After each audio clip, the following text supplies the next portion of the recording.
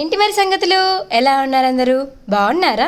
రంజాన్ మాసం స్టార్ట్ అయిపోయింది. రంజాన్ అంటేనే ముందుగా గుర్తొచ్చేది హలీం. హలీం ఇప్పుడు తినడానికి కొంతమంది భయపడుతున్నారు, చికెన్ మంచిది కాదు, అలా చేస్తున్నారు ఇలా చేస్తున్నారని.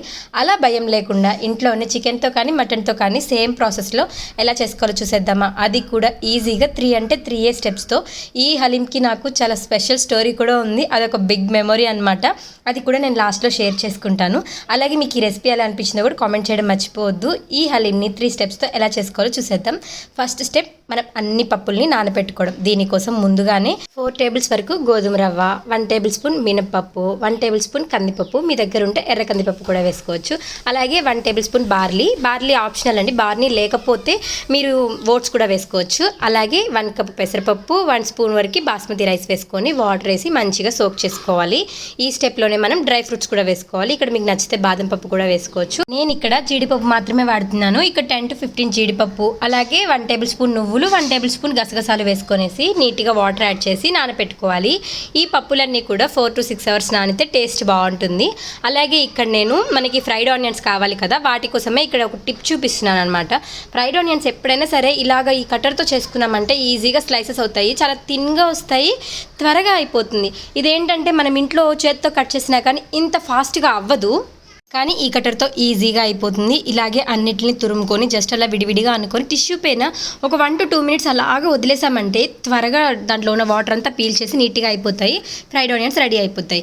ఇప్పుడు మనం ముందుగా నానబెట్టుకున్న ఈ డ్రై ఫ్రూట్స్ ఉన్నాయి కదా, వాటిని నీట్గా పేస్ట్లా చేసి పెట్టుకోవాలి. అలాగే నేను ఇక్కడ చూసారా, ఇక్కడ ఇన్ని కప్పులు వచ్చింది, నాకు 3 తీసుకుంటే ఆనియన్ 1 కప్ వచ్చింది. ఇవి చాలా యూజ్ అవుతాయి. దీంట్లో ఇప్పుడు మనం సెకండ్ స్టెప్కి వచ్చేద్దాం.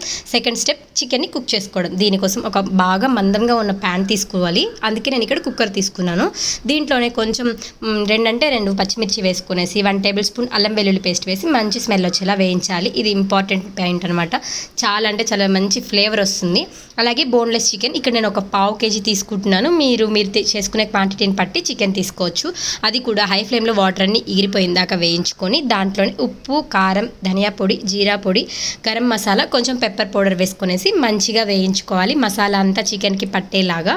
ఆయిల్ కొంచెం పైకి తేలుతుంది అనేంత వరకు చిన్నగా వేయించుకోవాలి. ఇక్కడ మందమైన తీసుకోవాలనేది ఇందుకే అడుగంటకుండా ఉంటుంది. దీంట్లోనే ఒక గుప్పెడు కొత్తిమీర, ఒక గుప్పెడు పుదీనా వేసుకొని మంచిగా కలుపుకోవాలి. ఇవంతా కూడా చికెన్లో కలిసి చికెన్ ఫ్లేవర్ అంతా వీటికి పట్టే వరకు వేయించుకోవాలి. దీంట్లోనే 1/2 కప్ పెరుగు, ఇది కూడా బాగా వాటర్ తక్కువ ఉన్నది తీసుకొని వేసుకోవాలి. ఈ పెరుగు కూడా అంతా కలిసిపోయేలాగా మంచిగా చేసుకోవాలి.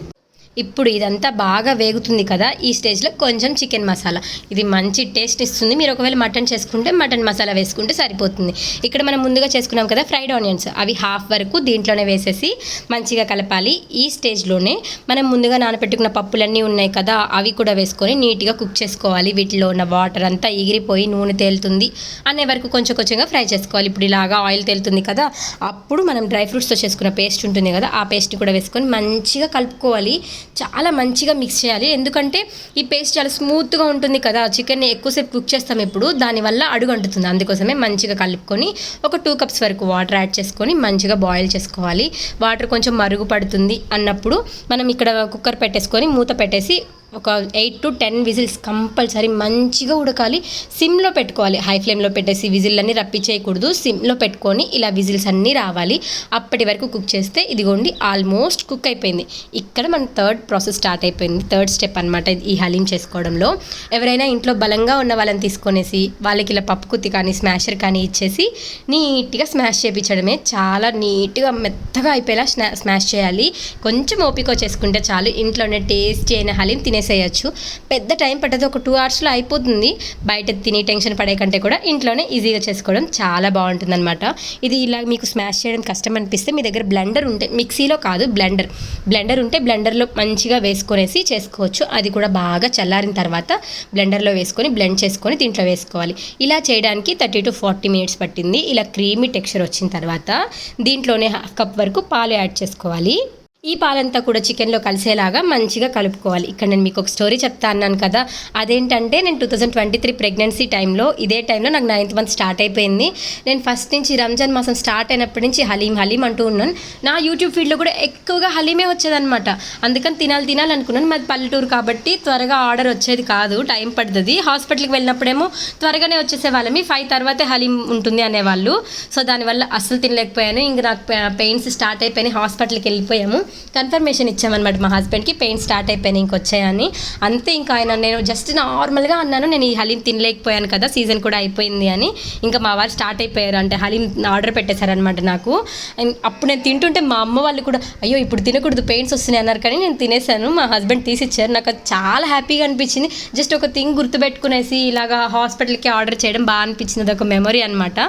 ఇప్పుడు మనం హలీంలోకి వచ్చేస్తే ఇక్కడ మనము పోపు పెట్టుకోవాలి. అది కూడా నెయ్యి, ప్యూర్ నెయ్యినే యూజ్ చేయాలి. నెయ్యిలో జీడిపప్పు వేసుకొని అలాగే మనం ముందుగానే అన్నీ కట్ చేసి పెట్టుకున్నాం కదా, అవి కూడా వేసేసుకోవాలి.